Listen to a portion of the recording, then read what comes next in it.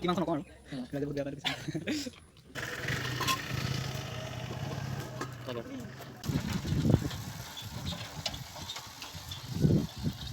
আমাৰ পৃথিৱীৰ অসুখ যেন ভাল হয় তাকে কামনা কৰিছোঁ তাকে সুন্দৰ লাগিছে মাঘনোৱা দৌল আজি মনটো খুব ভাল লাগিছে গোটেই দিনটোৱে ভাল ভাল নমস্কাৰ মই উত্তমে আপোনালোক সকলোকে গেলেৰী অফ গ্ৰীণী আছাম চেনেলটোলৈ স্বাগতম জনাইছোঁ এয়া মোৰ প্ৰথম ব্লগ ভিডিঅ'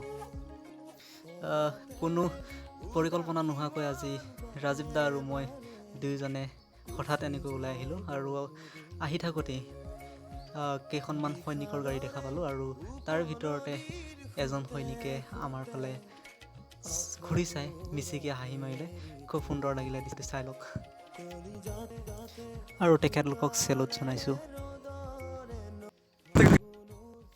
ভিডিঅ' টাইটেলটো চাই আপোনালোকে গমেই পাই আছে আমি দুইজন ক'লৈ আগবাঢ়ি গৈ আছোঁ আৰু এনেদৰেই ধলপুৰৰ পৰা সোমাই শিমলুগুৰিৰ অভিমুখে গৈ থকাৰ অৱস্থাত কিছুমান বেয়া লগা দৃশ্য চকুত পৰিল আৰু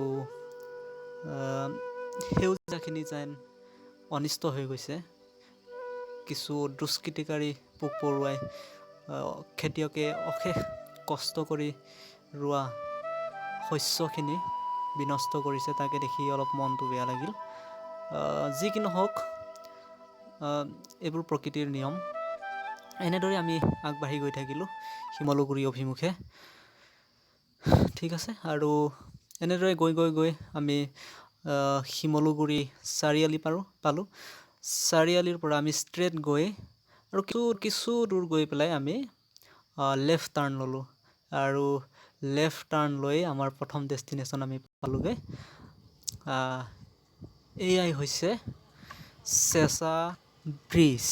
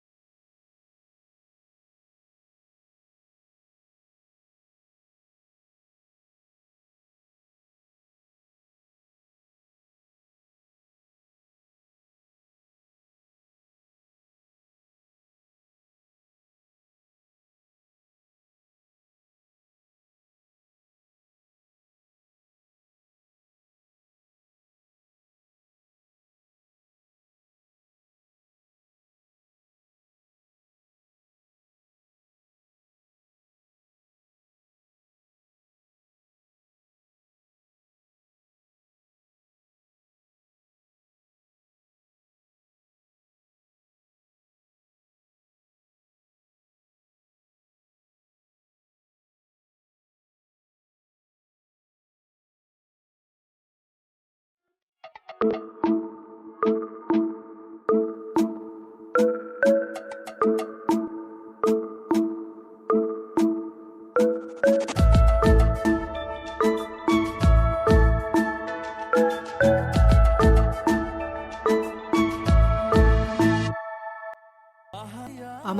দ্বিতীয় গন্তব্য স্থানটো হৈছে মাঘনোৱা দৌল। ৰাজীৱ দাই বহুত দিনৰ পৰা কৈ আছিলে তেখেতে মাঘনোৱা দৌল আহি পোৱা নাই আৰু তেখেতক লৈ আহিলোঁ। এয়া হৈছে মাঘনোৱা দৌল। এই দৌলটি 1703 চনত ৰুদ্ৰসিংহই কোচ ৰজা নৰনাৰায়ণৰ লগত যুদ্ধত জয়ী হ'বৰ কাৰণে পূজা অৰ্চনা কৰিবৰ কাৰণে এই দৌলটি স্থাপন কৰিছিল আৰু সেই ৰণটোক পিছলাপৰীয়া ৰণ বুলিও জনা হৈছিল। আৰু এই দৌলটো অৱস্থিত লখিমপুৰ জিলাৰ নাৰায়ণপুৰ অঞ্চলৰ পদ্মপুৰ গাঁৱত। এই তথ্যখিনি মই সংগ্ৰহ কৰিছিলোঁ মোৰ বন্ধু পদ্মপুৰস্থিত মনোজ কোঁৱৰৰ পৰা। আজি ইয়াতো মই প্ৰথম আহিছোঁ। তুমি বহুত ঠাই আজি ঘূৰাইছা মোক, ভাল ভাল ঠাইত। ঐতিহ্যমণ্ডিত শিৱদৌল খুব সুন্দৰ লাগিছে, মাঘনোৱা দৌল। আজি মনটো খুব ভাল লাগিছে, গোটেই দিনটোৱে ভাল ভাল ঠাইত ঘূৰিব পাইছোঁ। হয়, ঠিক আছে।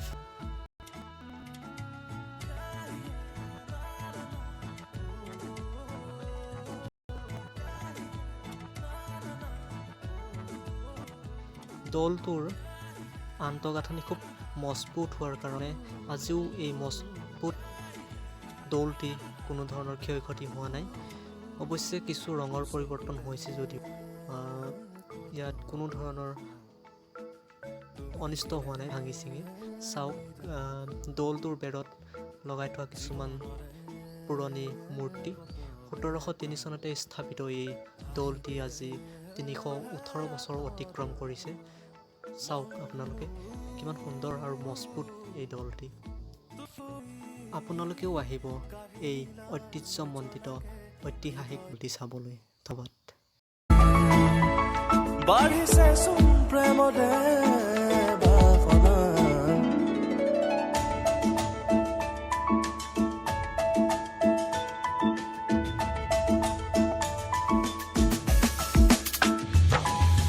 পাহাৰীয়া বাটেৰে তুমি মই একেলগে ঘৰদৰে বেলাতে আহিবনে শীতালে তুমি দিয়া মৰমে বিষাদে বাটেৰালে।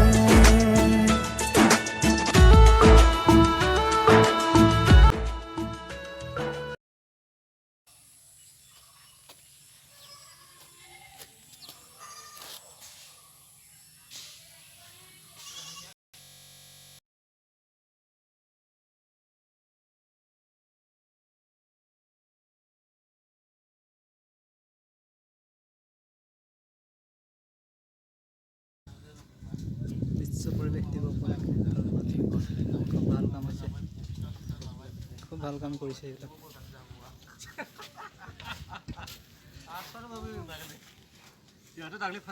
কভাৰ কৰি দিয়ে, এই ইয়াৰ পৰা কভাৰ কৰি দিয়ে গছ পুলি বা দৰ্শন